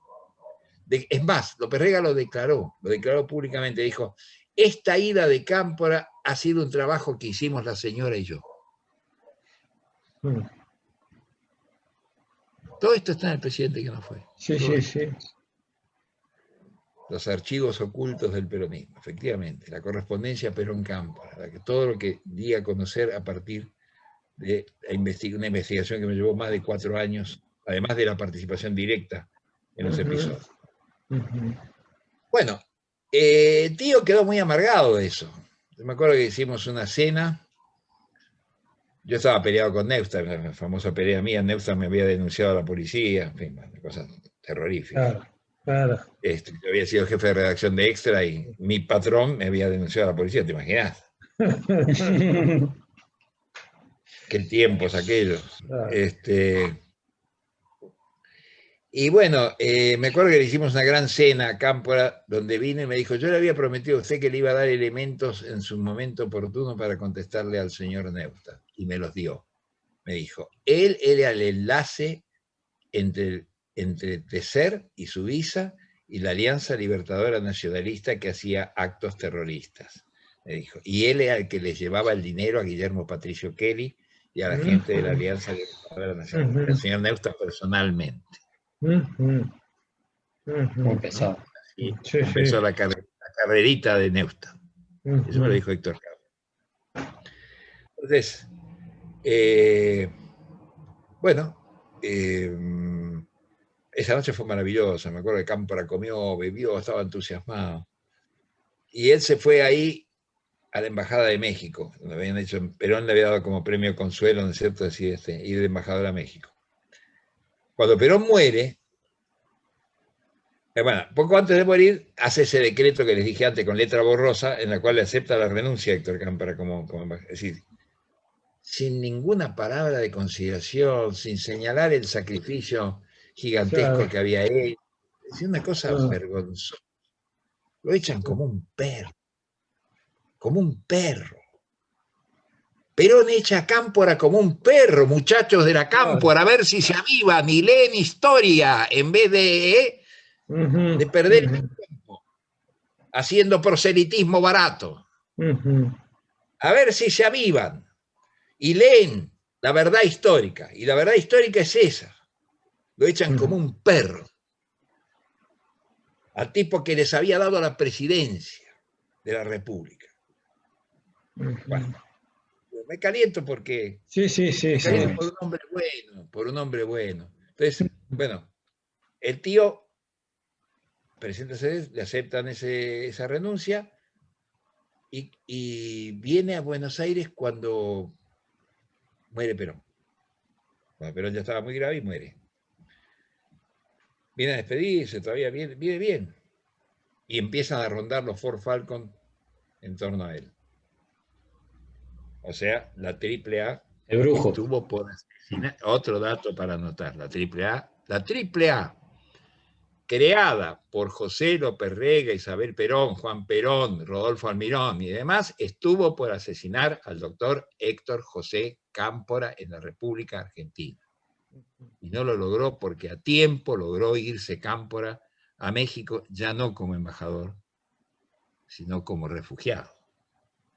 Todavía no con el carácter oficial de refugiado, pero de hecho tuvo que ir para salvar su vida, que ir a buscar refugio a México, habiendo dado toda su vida por Perón. Claro. Sí, sí, Esta es la sí. infamia que a mí me ha sublevado y que, bueno, que es la rigurosa, absoluta y total verdad. Esto no es el mito, esta es la verdad. Dolorosa, sórdida, oscura, siniestra, tremenda. Pero si seguimos escondiendo debajo de la almohada, si seguimos escondiendo fantasmas, esqueletos en el closet en la República Argentina, y este país va a seguir igual, va a seguir a los bandazos, y va a seguir con grietas, y va a seguir con enfrentamientos estériles, y va a seguir... Es decir, la verdad histórica, solo la verdad nos va a hacer libres, decía el Che, y ella tenía razón. Sí, sí, sí, sí, sí. Guevara la dijo, además. Guevara dijo la verdad, ¿eh? El Che dijo la verdad. Cuando tenía sus críticas respecto a la Unión Soviética, las formuló, ¿eh? Claro, claro que sí. Claro. No. El Che, muy respetable por todo, toda la coherencia de su vida y de su muerte. Bueno, el tío, sin ser el Che, la verdad que se jugó.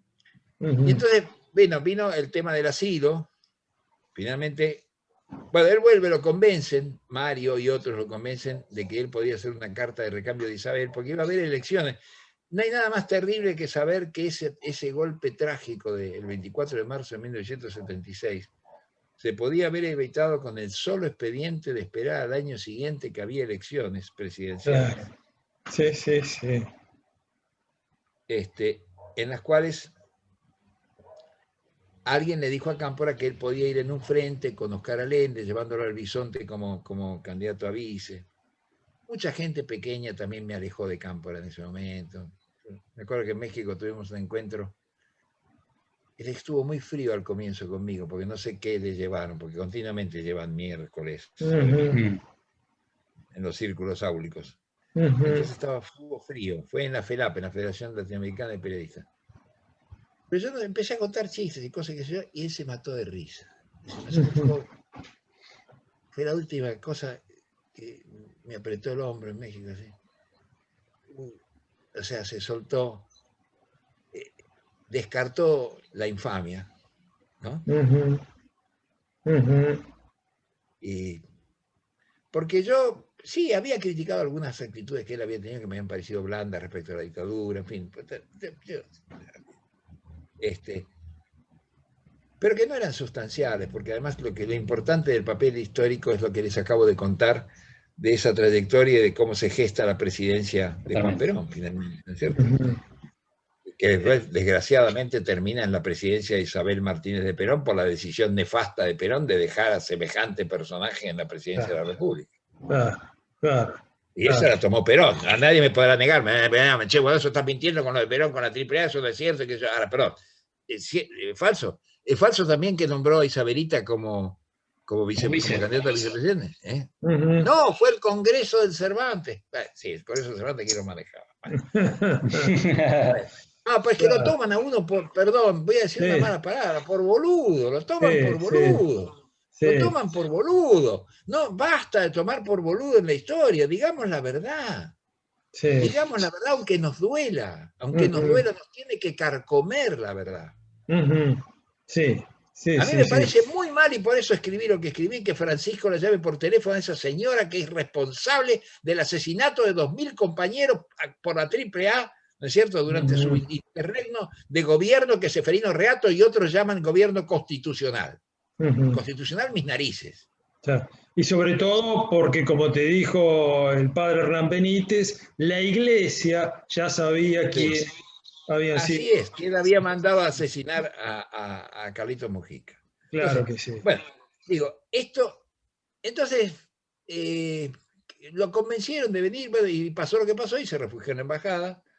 Ocurrió ese hecho vergonzoso y tremendo de que la dictadura no le daba el salvoconducto. La dictadura lo tuvo a Cámpora desde abril, en que como empieza el presidente que no fue, ¿no es cierto? Ese auto se mete, el auto que llevaba, que manejaba Héctor Chico, Héctor Hijo, se mete, rompe la verja y se mete en la embajada de México, ¿no es cierto? En la calle Arauz, en Buenos Aires, y se la pasan asilados al comienzo Héctor Padre y Héctor Hijo, y poco después se le suma a Valmedina, ¿no? Que entra a la embajada, y que será el último que sale. O sea, y fíjense cómo es la secuencia de lo que hizo la dictadura. La dictadura no dejó salir a Héctor Cámpora de la embajada hasta que se comprobó que el cáncer que tenía era un cáncer terminal. Qué crueldad, Eso se determinó en el hospital italiano. Qué cosa terrible. Recuerdo el periodista Claudio Escribano de La Nación, regodeándose diciéndolo, como si Cámpora no leyera La Nación. Vamos, Escribano, hay derecho de hurgarle a un moribundo, ¿no es cierto?, que se está muriendo. De esa manera, meterle el escalpelo, eso es hacer buen periodismo. O eso es una canallada. Digo, para señalar a los de este lado, de la oligarquía, para que no digan le pega solo al peronismo de derecha o digamos, a los mogólicos, ¿no? También la oligarquía es la responsable finalmente de todo, incluso también de la derecha peronista. También. Pero finalmente esa derecha peronista es alcahueta y sierva de la otra derecha, de la derecha llamada liberal. ¿No? Entonces, digo, sale a Héctor Cámpora Hijo, recién lo dejan salir cuando fallece en diciembre del 79 en México, Héctor Cámpora, y Juan Manuel Valmedina todavía queda como rehén en la embajada, en la calle Arauz, queda solitario ya hasta abril o mayo de 1982, después de la derrota militar de Galtier y compañía en Malvinas. Cuando los militares tienen la hecatombe de Malvinas, ahí lo sueltan, recién ahí lo sueltan. O sea que fíjense, se batió el récord que tenía hasta ese momento de 4 años sin salvoconducto, el fundador del APRA, Víctor Raúl Haya de la Torre. Claro. Que había estado 4 años en la embajada de Colombia en Lima, porque la dictadura de Rojas Pinilla no lo dejaba salir, ¿no es cierto?, de la embajada. Bueno, batió el récord y estuvo a Valmedina 6 años. Cámpora 3 y pico y Héctor Hijo 4 y pico. Bueno, o sea, una barbaridad. Cosa que, por cierto, no enaltece a México. Hay un gran periodista mexicano que escribió críticamente respecto de México, en el sentido de que México aguantara esa barbaridad, que se llama Una cárcel, José Reveles, que se llama Una cárcel mexicana en Buenos Aires. Un buen libro donde cuenta todo esto. Bueno, por supuesto que también está la historia del cautiverio en la embajada, está muy contado en mi libro, El presidente que no fue. Sí, minuciosamente contado, ¿no? En un libro que es un mural de la época, ¿no? Un gran friso de lo que fueron esos años. Un libro que está escrito más con esa tensión de un thriller, ¿no? Tiene mucho de novela policial en ese comienzo que vos contás. Con momentos de gran júbilo también, porque como vos resaltaste hoy, haberle ganado a la dictadura, que regrese, digamos, la democracia. Y además de ese tipo, ¿no? De democracia, porque era un periodo histórico en el que pocas veces el demos estuvo tan presente, ¿no? Así es. Todo ese periodo que supo encarnar Cámpora, y también con notas de color. Y ya casi para ir cerrando, me gustaría que lo recordaras vos de primera mano, con ese muchacho que trabajaba en la entonces Entel y que transmitía los telex a España, ¿verdad? Tal Raúl. ¿Don Raúl cuál? No, el de, bueno, para no quemar el suspenso, alguien que después fue un cantor popular muy importante, que un día apareció por tu casa. Presidente que no fue. León Gieco. Sí, León Gieco. Sí, por favor. Claro, bueno, pero yo me he enterado, yo no sabía eso. No, yo tengo acceso, mirá, quiero ser honesto, yo no sabía eso, si no lo hubiera puesto el presidente que no fue, ¿te imaginas? Claro. No lo puse porque no lo sabía. No, porque Héctor Hijo no me lo contó. Héctor Hijo me dio a mí copia de todos los telex. Incluso Sí. algunos me dio el borrador de ellos, o sea, originales, verdaderos. Una joya histórica. De los telex que le mandaba Héctor Cámpora a Juan Perón. Ahí están los de ida y vuelta, que algunos los contestaba López Rega, otros los contestaba Isabel, otros contestaba Perón. Isabel nunca, no, López Rega o Perón. O Miguel, Miguelito, ¿cómo se llamaba? Que era el segundo de López Rega. Bueno, ahí quedó en el... Pero efectivamente, el que era testigo de todo eso, y yo me enteraba hace poco. Claro. Me enteraba hace poco de que León Gieco, por el cual siento una gran admiración, por supuesto, digamos, además de ir germinando en su cabeza, solo le pido a Dios, Claro. se ocupaba de la correspondencia Perón Cámpora. En ese momento era solamente Raúl Gieco, ¿no? En ese momento era solo Raúl Gieco, claro. Solo Raúl Gieco, claro, solo Raúl Gieco. Mirá vos. No lo supe en su momento, no lo supe cuando escribí el libro, sino obviamente... Si bueno, cuando se haga seguro, porque en algún momento se va a hacer una reedición de ese libro. Espero que sí, sí. Ahí lo meteremos, ahí lo meteremos. Ahí habrá que incluir esa historia. No, me parece obligatorio, te diría. Es un dato maravilloso, es un dato maravilloso. Es un dato fantástico. No, pero bueno, hubo digo, ahí sí, lo que hicieron, yo estoy muy agradecido a Mario Cámpora, estoy muy agradecido a Héctor Cámpora, hijo, y a Magdalena Cámpora, porque fueron muy generosos conmigo, muy generosos, y me abrieron toda la información verbal, esta anécdota que yo les conté del hotel de París, ¿no es cierto?, donde Perón dijo, no, que el doctor Cámpora salga al balcón, que yo después voy a ir y entonces el balcón va a ser mío. Esa anécdota me la contaron Héctor Cámpora y Magdalena Cámpora. Sí. Mario Cámpora y Magdalena Cámpora. Es decir, Héctor Cámpora hijo me contó un montón de cosas, de intimidades también. No, o sea, yo lo fui a entrevistar a Onganía, a la NUCE por ese libro. Les conté en una oportunidad. Sí. ¿Quieren que se lo cuente? Por favor, por favor. Porque para ser objetivos, dije, tiene que estar la visión del enemigo también. Y entonces lo fui a ver a la NUCE.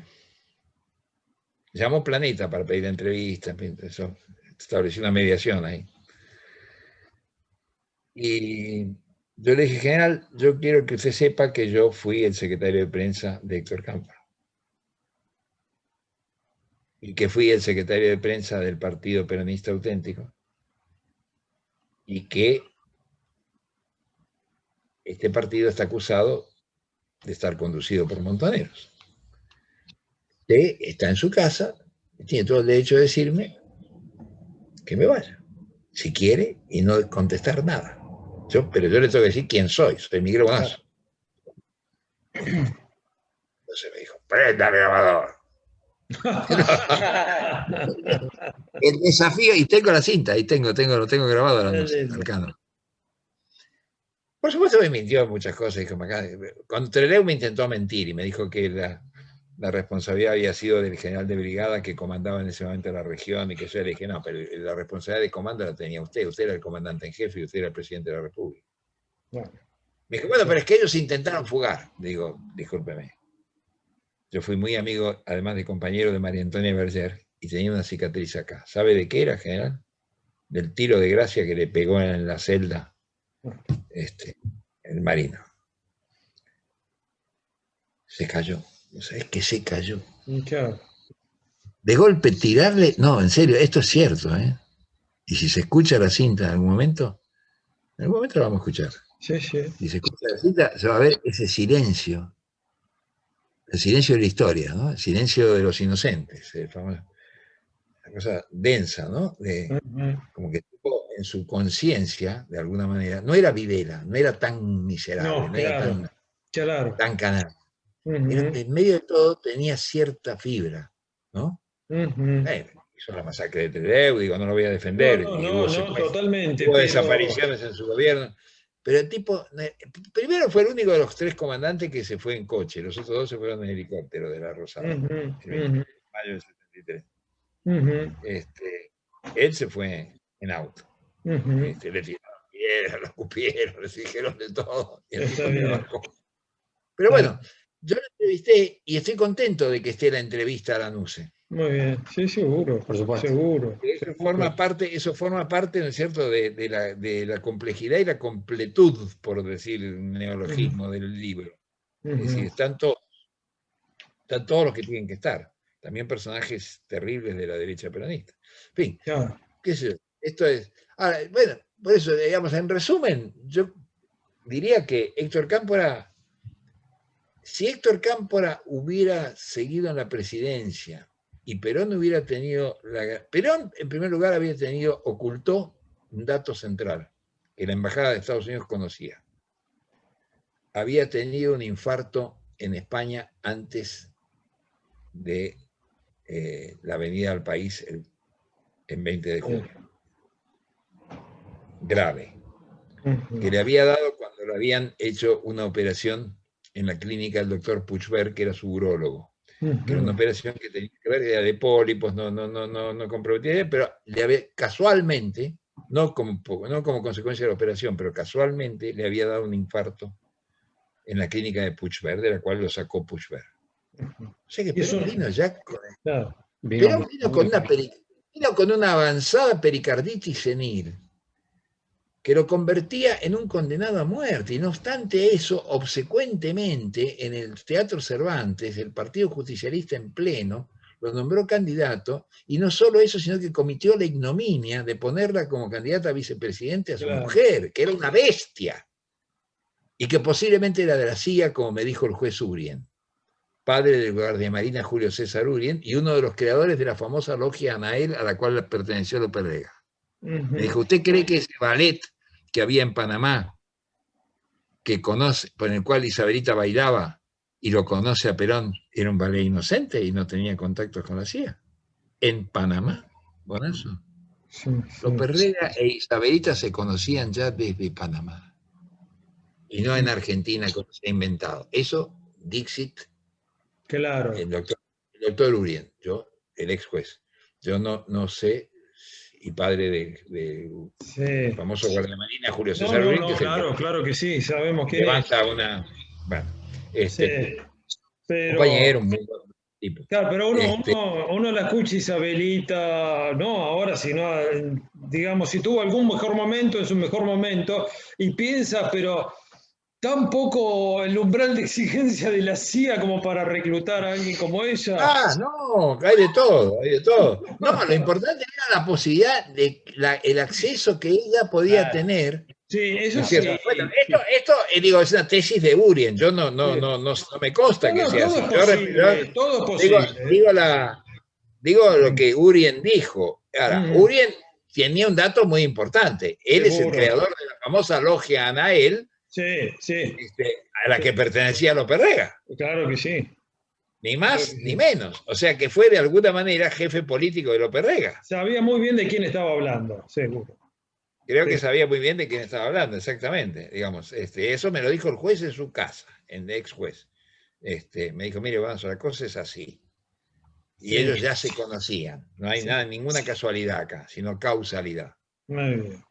Lo cierto, más importante que eso, es lo que yo logré saber, que era que a través de Licio Gelli sí le plantearon a la CIA. Bueno, primero la CIA estaba enterada de que Perón había tenido un infarto. Y segundo, Isabel y López Rega, en un viaje que hicieron a Italia, le vendieron a Licio Gelli, y a través de Licio Gelli a la CIA, y a la cúpula derechista del Vaticano. Volvemos al Vaticano. Que Perón era el único que podía resolver el problema de la guerrilla en la Argentina, acabar con la guerrilla, ¿no? Y poner las fichas, acomodar las fichas en su lugar. Entonces, Perón volvía al país no como lo soñaban millones de jóvenes entre los que estaba yo, para hacer el socialismo nacional, la patria socialista, Claro. Proteger a los humildes y qué sé yo, sino que volvía como instrumento de la oligarquía y como instrumento de lo que nosotros llamamos el imperialismo y la alianza oligárquico-imperialista. Volvía en esa condición, que era la opuesta a la que nosotros, por la cual nosotros habían muchos compañeros habían dado la vida. Es que luchamos. Muchos dieron la vida. Les costó la vida eso, esa convicción. Con los errores, ojo, no. Mi panegírico de la generación a la cual pertenecí, que haré siempre hasta mi muerte. Mi panegírico de esa generación es un panegírico de carácter moral, más que de carácter institucional o político ideológico. Tiene que ver con una concepción, ¿no es cierto?, de querer cambiar un mundo injusto, de querer cambiar un mundo profundo, y bueno, que se ha ido haciendo cada vez más injusto, cada vez más terrible, con pandemia, con deforestaciones generalizadas, con, ¿no es cierto?, con gente que vive en la miserabilidad más absoluta, con gente en situación de calle, con argentinos en cerca de un 50% debajo del umbral de la pobreza, no sé cuánto debajo del umbral de la marginalidad. Digo, la verdad, está mucho peor incluso el país ahora de cuando nosotros nos alzamos. Sí, seguramente. Mucho, el país y el mundo. Sí. Lo que confirma la certeza de ese diagnóstico político y moral de transformar al mundo, ¿no? Es así. Nosotros queríamos transformar el mundo de verdad y pensamos que Perón en un momento determinado, Perón nos engrupe y constituye, lo cual, por un lado, digamos, yo creo que nos dejamos engrupir, porque Perón constituyó, como me lo dijo una vez Puigros, una noche en México, Rodolfo Puigros, gran intelectual peronista. Sí. Rodolfo dijo, y Perón fue nuestro puente hacia las masas. Claro. Perón fue nuestro puente hacia las masas. Transitamos ese puente, ¿no es cierto? De ida y vuelta. Bueno, esta es. Ahora, en ese plano, ¿qué hubiera pasado con un hombre como Cámpora manejando, además porque ya estaba la reforma, 4 años, no 6, manejando 4 años el país, tendiendo a la serenidad, tendiendo, digamos, porque no era montonero, ni él quería hacer la revolución social, pero bueno, pero sí quería, digamos, ciertas pautas de justicia social, ¿no es cierto?, de progreso, qué sé yo. Y Perón, en todo caso, como decano de todo eso, pero no un runfla siniestro como López Rega, ejerciendo el poder del Ministerio de Bienestar Social, ¿no es cierto?, con tipos armados. Hubiera sido otra cosa, hubiera sido una historia completamente distinta, ¿no? Lo que no fue. Sí. No fue. Bueno, por lo pronto, Miguel, me pareció que fue muy necesario esto de hablar de una manera profunda y en detalle de alguien como Cámpora y de lo que fue ese periodo, porque hay, como vos decís, ¿no?, hay muchas cosas a tener en cuenta que nos permiten descifrar mejor este presente, ¿no?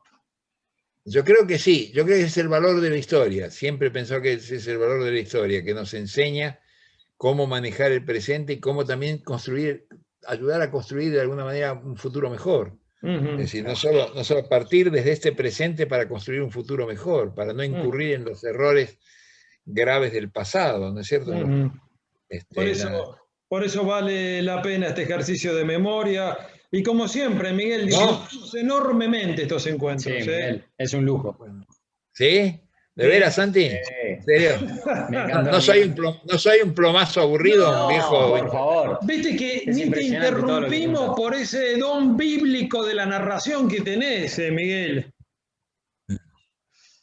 Bueno, me gusta mucho la narración, me gusta mucho la narrativa y me gusta mucho, y creo que es el aporte. Cuando me preguntaban en un momento determinado, en diciembre del 2011, que yo terminé mi mandato como diputado nacional, ¿no es cierto? Me retiré de la política activa, digamos, ¿no? Y algunos compañeros me decían, ¿por qué? Y yo, pues yo creo que mi papel como intelectual orgánico al servicio del pueblo, en términos generales, narrando lo que conocí, lo que viví, lo que experimenté, lo que pude investigar a fondo, no superficialmente. Y además puede ser mucho más valioso e importante que mi participación activa en una política en ese momento que establece divisiones muy tajantes y un poco la imposibilidad, ¿no es cierto? Si uno no hace la venia y está de acuerdo con todo un planteo, o no está de acuerdo con otro, no está en ningún lado, ¿no es cierto? Claro. Y yo no estaba en ninguno de los dos lados de la grieta, esta es la verdad. Esta es la verdad, porque digo, ¿no? Digo, Clarín no me publica, ¿viste? O sea, para ponerlo en letras de molde. Es obvio que Clarín no me publica. Es obvio que no soy la nata, digo, para los tontos que piensan mal, digamos. Sí, ¿no? sí. Es obvio que no soy Jorge Lanata. Sino, eso, lo que trato de ser es alguien que la vivió y que la cuenta, fundamentalmente. Por eso vamos a seguir con esto y que nos a pedirte que nos sigas contando tu vida. Así adentramos como los folletines del siglo XIX, ¿no? Que tanta buena literatura han hecho. Me parece, Sergio, primero me honra, me halaga profundamente, pero además la única tristeza que a veces tengo, y que este encuentro con ustedes me la logra paliar, es que no me han sacado el jugo que me podían sacar. Es decir, que no he podido dar muchas cosas que podía dar, ¿no? Porque no ha habido quien las motivara, es decir, con la generosidad con que lo han hecho ustedes, de su tiempo, de su preocupación, Sergio, Santi. Entonces, para mí también es un placer inmenso conversar con ustedes, porque justamente digo, bueno, he aquí dos compañeros que sí están interesados por conocer una experiencia vital y una visión de la historia. Por ahí es una visión que puede estar equivocada en muchos planos, pero nadie puede estar equivocado en algunos planos o en muchos, no lo sé.